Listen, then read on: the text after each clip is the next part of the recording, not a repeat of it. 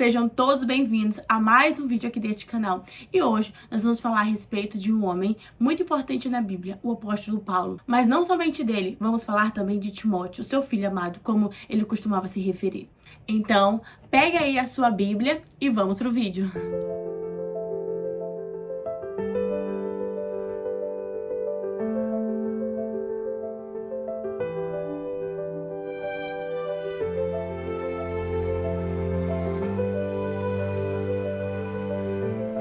A carta que nós vamos estudar hoje em específico é 2 Timóteo, capítulo 4. Todo esse capítulo é tão cheio de riquezas, de conselhos, de instrução. Aqui o apóstolo Paulo, ele começa falando para Timóteo que a sua vida já estava chegando ao final. Ele havia entregado a sua vida como oferta ao Senhor, ele havia se dedicado à sua obra, tudo aquilo que Deus havia direcionado ele para fazer, a forma como ele deveria combater o bom combate, como ele mesmo chega a se referir ao seu ministério, ele fez. Mas agora, como o apóstolo Paulo estava chegando aos seus dias finais, o que seria da igreja? Então, Deus chama Timóteo e o apóstolo Paulo instrui ele. Nessa carta nós vemos por 2 vezes o apóstolo Paulo convidando Timóteo para estar com ele. E uma das vezes ele disse: Timóteo, não demore, se apresse. Não era simplesmente pelo fato que o apóstolo Paulo queria se despedir de Timóteo, mas porque com certeza o apóstolo Paulo tinha instruções muito valiosas para passar para ele. Porque ele sabia que o tempo que haveria de vir seria um tempo muito difíceis. E nós vamos ler a respeito disso. Vem comigo. Pega sua Bíblia, 2 Timóteo, capítulo 4, versículo 3 em diante. Diz assim: porque virá tempo em que não prestarão atenção à sã doutrina. Antes, tendo comichão nos ouvidos, amontoarão para si mestres conforme as suas próprias paixões. E apartarão seu ouvido da verdade, se voltarão aos mitos. Mas tu, seja diligente em todas as coisas e suporta as adversidades. Faz o trabalho do evangelista. Cumpre o teu ministério, porque eu já estou a ponto de ser derramado como libação, e o tempo da minha partida é chegado. Pelejei a boa batalha, terminei a minha carreira, tenho preservado a minha fé, e desde agora me está reservada a coroa da justiça, com a qual me recompensará aquele dia. Meu Senhor, porque Ele é juiz justo, e não somente a mim, mas também aos que amam a sua manifestação. O apóstolo Paulo enfatiza a respeito de como seria difícil que Timóteo continuasse pregando a palavra do Senhor. Mas ele também ressalta a importância de ele continuar sendo fiel, porque haveria uma recompensa. Igreja do Senhor, o que nós temos que entender é que a vida nessa terra ela é muito passageira. Não adianta a gente se apegar aos prazeres dessa vida. Não adianta a gente se apegar com aquilo que achamos que é correto. Existe somente um caminho e é Jesus Cristo. Existe somente uma palavra de salvação e é Cristo. Tudo que vem depois disso procede do maligno. Vocês têm prestado atenção como grandes igrejas, na verdade, têm se tornado grandes empresas. Isso mesmo. A Bíblia vai falar que um dia Jesus ele está diante do templo. Eu acredito que você já até leu essa passagem, mas nunca se deu conta do quanto isso é válido para os dias de hoje. Jesus chega diante do templo e a Bíblia vai falar que havia muitos mercadores ali. As pessoas estavam vendendo ovelha, bode. Gente, o que vocês imaginarem estava à venda. E não era uma venda comum, era uma venda absurda, estava o triplo. Porque era comum naquela época eles comprarem pombas, ovelhas, bois, para oferecer como sacrifício ao Senhor. Então as pessoas vinham de outras cidades.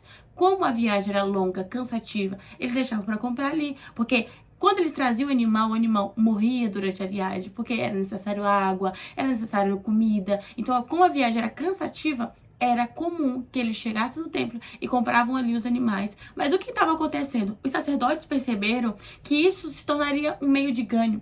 E esse é um dos piores erros que um líder, que um cristão, que um pastor pode ter, quando ele começa a ver a igreja como fins lucrativos. A igreja não pode ser um fim lucrativo para mim. A igreja deve ser um lugar onde nós manifestamos o reino de Deus, manifestamos a sua justiça, vemos coisas extraordinárias passarem ali. Quão comum as pessoas têm se tornado. Tem prostituído o evangelho, prostituído o seu ministério. Quem paga mais, lá estamos. Não é sobre isso que Jesus estava nos alertando. Gente, o apóstolo Paulo, ele não tinha uma carta falando assim: olha, você vai receber tantos reais se você vier pregar aqui na minha igreja. Não. Sabe o que acontecia? O Espírito Santo direcionava ele nas viagens. O Espírito Santo dizia a ele: você deve ir a tal cidade, você deve chegar a tal povo, essa palavra deve ser levada a Éfeso, essa carta deve ser entregada a outros povos. Vai. E as pessoas estão terceirizando o trabalho. Elas querem tornar a igreja do Senhor como o seu ganho, como o seu pão. E não é sobre isso. Eu sei que Deus abençoa, eu sei que Deus provê, eu vejo isso, milagres, maravilhas na área das finanças, mas eu tô dizendo pra vocês que tem gente que tá prostituindo este lugar e Deus não deseja isso pro seu povo. Eu anotei aqui alguns pontos que Paulo deixou bem claro pra Timóteo. Número 1, não tenha medo de sofrer. Se você tem medo de sofrer, não adianta você pregar a palavra do Senhor. E é por isso que muita gente tem omitido a verdade. É por isso que muita gente tem parado de falar aquilo que deve ser falado. É mais fácil eu falar pra você uma palavra de bênção, uma palavra que vai dar tudo certo, do que uma palavra que confronta o seu eu.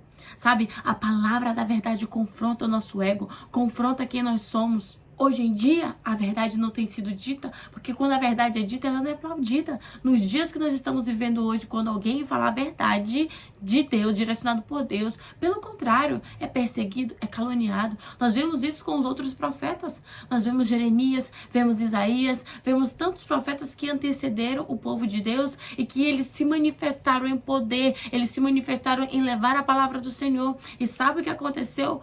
Morreram.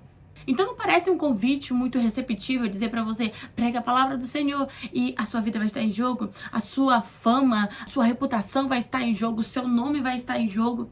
Muitas pessoas não querem falar a verdade porque não estão dispostas a pagar o preço que o evangelho nos cobra. Segundo, trabalhe para anunciar as boas novas. Não significa que será fácil. As pessoas querem muitas vezes esperar o horário do culto para começar a pregar. Querem ter um altar, querem ter um palco. Mas não. O Senhor está nos chamando a pregar em tempo e em fora de tempo. No capítulo 4, no versículo 2, vai dizer assim, aqui em 2 Timóteo. Prega a palavra e persiste diligentemente, a tempo e fora de tempo. Admoesta, repreende com toda paciência e instrução. O apóstolo Paulo estava dizendo para Timóteo, Timóteo, não espera uma ocasião certa para você pegar a palavra do Senhor. Prega em tempo e fora de tempo. Gente, o que tem de pessoas que necessitam ouvir a palavra do Senhor não é brincadeira. O que tem de pessoas que necessitam ouvir a verdade. Muitas vezes até cristãos estão precisando ouvir a palavra do Senhor novamente. Eu estou dizendo a palavra de Deus, não a palavra de homens. Será se Deus pode contar com você? Será se Deus pode levantar você? Terceiro, realize o ministério que a ti foi confiado. Deus confiou o ministério em tuas mãos. Às vezes nós falamos assim, Deus não me chamou para pregar. Deus não me chamou para fazer isso. Gente, Jesus nunca falou, tem um grupo de pessoas que eu quero que pregue, tem um grupo de pessoas que eu quero que sente no banco. Não. Jesus disse, vão e façam discípulos. Aqueles que crê irão ver os milagres, os sinais, os prodígios, as maravilhas. Outra vez Jesus disse que os campos já estão prontos, mas a verdade é que os obreiros, que são pouco. E o que isso significa? De tudo que Deus tem em abundância, a única coisa é que Deus vai começar a nos direcionar através do seu Filho Jesus, começa a ensinar o seu povo que a única coisa que tem em pouca quantidade são obreiros para a seara, são obreiros para esse último tempo, sabe por quê? Porque as pessoas estão interessadas mais no seu eu. As pessoas têm colocado as suas prioridades acima do evangelho, acima daquilo do que deve ser anunciado. Eu quero perguntar para você hoje, qual tem sido a sua prioridade?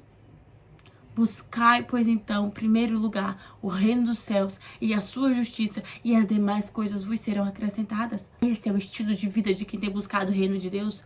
O reino é nossa prioridade. Talvez você está no seu trabalho, você está na sua faculdade, você está na sua escola, você está em qualquer lugar. Saiba que você é representante do reino de Deus.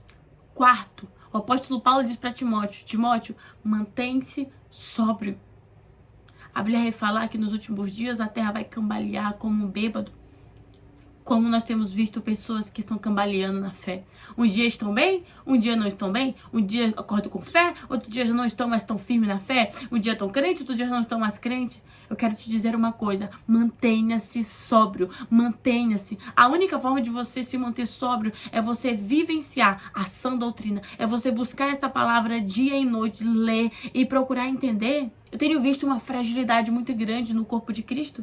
Eu vejo pessoas que amam orar, mas não conseguem ler a Bíblia. E eu vejo pessoas que amam ler a Bíblia, mas já não conseguem orar. E tudo, tanto a Bíblia quanto a oração, eles devem andar juntos. Para que você não comece a ler a Bíblia com o seu próprio entendimento. E você também não comece a orar com coisas vãs deste mundo. É por isso que um e outro estão totalmente entrelaçados, estão ligados. No versículo 10 do capítulo 4 de 2 Timóteo vai falar assim: Demas me abandonou, pois ama as coisas desta vida e foi para Tessalônica. Quantas pessoas vão abandonar o reino de Deus? Quantas pessoas vão abandonar este evangelho? Porque não é fácil. Gente, essa aqui é uma carta aberta para vocês. Eu não vou dizer para vocês assim, olha, venham, comecem a pregar, comecem a falar a verdade, que todo mundo vai gostar de vocês, vocês vão arrastar multidões, as pessoas vão aplaudir vocês, porque eu estaria mentindo. Eu estaria mentindo. Principalmente nesse dia que nós estamos vivendo. Nós fomos alertados que quando a palavra fosse pregada, iria causar coceira no ouvido das pessoas.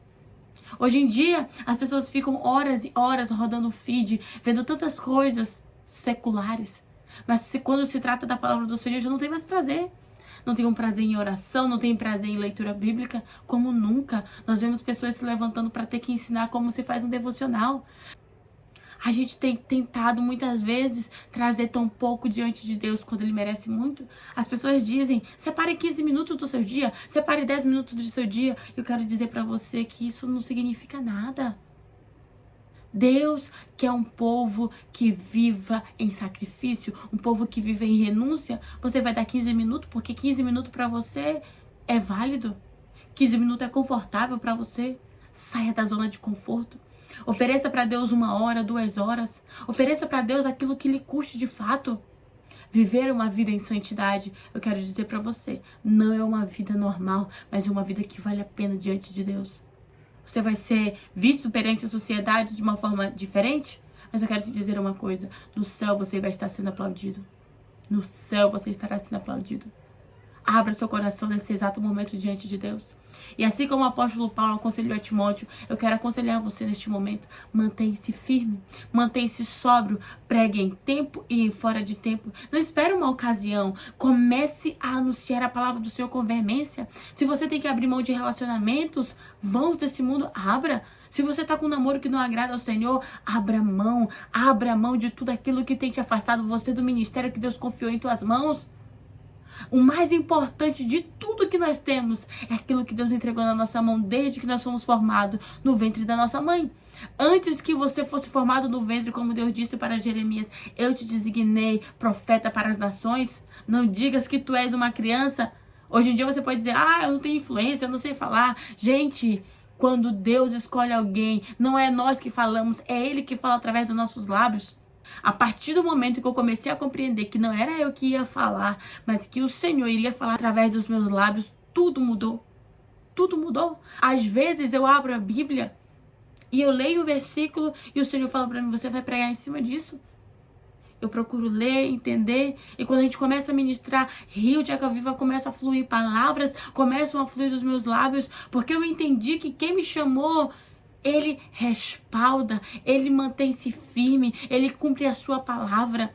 Então, jovem, se levante, igreja, se levante, senhor, senhoras. Eu não sei quem está assistindo esse vídeo neste momento, mas se esse vídeo chegou até você, é porque Deus está falando, se despertem. Levante-se em tempo e fora de tempo. Levante, saiam da zona de conforto, saiam desse lugar que tem deixado vocês serem cristãos pálidos, serem cristãos que não amam a palavra do Senhor, serem cristãos que não creem mais em milagre. Levante-se nesse exato momento e entregue o seu caminho ao Senhor. Talvez você pode me dizer hoje, pastora, eu falhei no meio do caminho, pequei contra o Senhor. Se Jesus não voltou, se você não morreu, ainda há tempo. Confesse hoje, deixe hoje, entregue a sua vida ao Senhor agora mesmo e viva algo novo.